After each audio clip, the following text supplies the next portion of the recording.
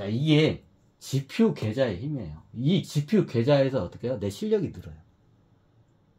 그러면서 여기에 중장기 투자를 어떻게 포트폴리오를 구성을 해야 할지, 전략을 어떻게 짜야 할지, 어떻게 이게. 그러니까 여러분들 어떻게 하냐면 요 계좌를 먼저 중기 장기 계좌를 만들지 말고 이 지표 계좌를 만드시고 어떻게 따라 하세요. 주식에 대해서 잘 모르시는 분들. 그럼 내가 그때마다 어떻게 돼요? 왜 이 주식을 왜 이때 사고 왜 이때 팔아야 하는지 설명을 드릴까요? 그럼 그걸 여러분들이 스스로 이 사람 말이 맞는지 안 맞는지 확인을 하면서 분석을 스스로 해봐야 돼. 그래야 자기 통찰이 들어. 내가 사라는 대로 사고 팔라면 파는 대로 하면 어떻게 해요? 자기 실력 하나도 안 들어요.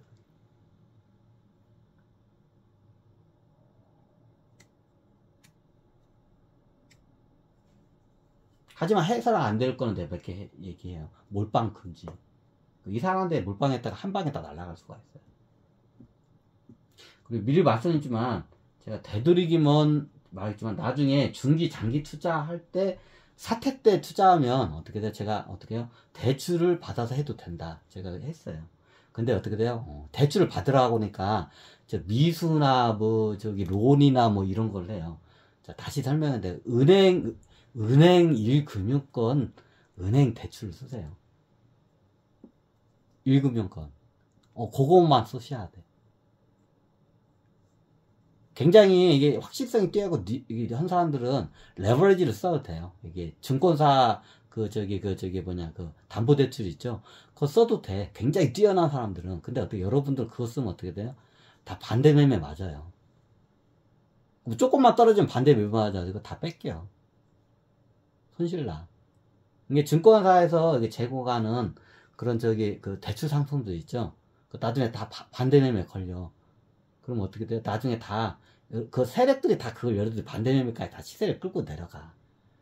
그러니까 어떻게 증권사에서 이게 하는 그런 어떻게 대출은 절대 쓰지 마시고 반대 매매하니까 제1금융권 은행에서 최고 싼 이자를 싸게 최대한 해가지고 나중에 어떻게 해요?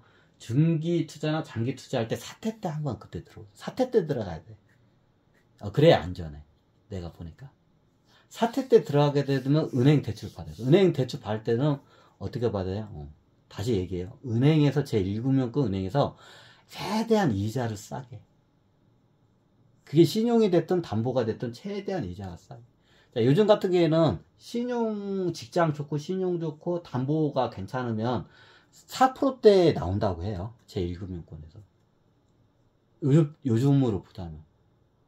그 정도 이자로 해서 담보를 해서, 담보 신용을 해서 어떻게 대출을 받아서 투자를 하세요. 뭐 어디 카드 론, 막 10% 이상 넘어가는 이자로 하면 어떻게 돼요? 그건 역효과 나요. 오래 버티지도 못해, 그거는. 다시 설명드려요. 나중에 중기하고 장기 계좌 할 때, 이때, 우리 장훈 씨가 이때, 대출 받아도 된다니까, 어때, 사채업자 들어가서 뭐 100%, 1000%짜리 받으면, 자, 그처럼 어리석은 게 없죠. 그럼 나중에 론 같은 거 10% 이상 이자 나가는 거 어떻게 해요? 그거 100보다 배꼽이야. 10% 이상 넘어가면 이자. 자, 그러면 어떻게 아예 그런 거는 대출 쓰지를 말아야 돼.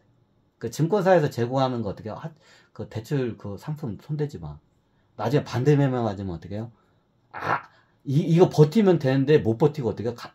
이거 어떻게 반대 매매 들어가면 그거 다 뺏겨요. 근데 다시 얘기했지만.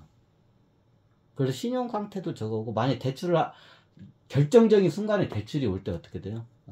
제1금융권의 최고 싼 이자 이율로 해서 어떻게 돼요? 그거를 대출을 받으세요. 지금으로 따지면 한 4%대 이자.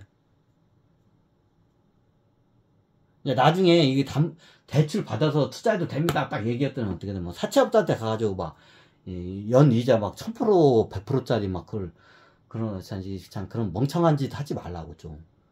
10% 이상짜리 이자 쓸 거면 그럼 무조건 손대면 안 돼. 어디요? 은행 이자를 어떻게 해요? 그 당시에 최고 싼 1금융권 이자로 해서.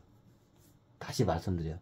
분명히 이상한 이거 얘기 안 해주면 어떻게 사채업자나 이거 카드 론을 해가지고 투자할 사람이 많아. 배보다 배꼽이야. 역효과나. 하지 마요, 그렇게는 진짜로. 다시 말해요. 대출을 받아서 만약에 기회가 오면 그때 제1금융권에서 어떻게 최대한 싼 이자. 그거로 써요. 그 외에는 쓰지 마세요.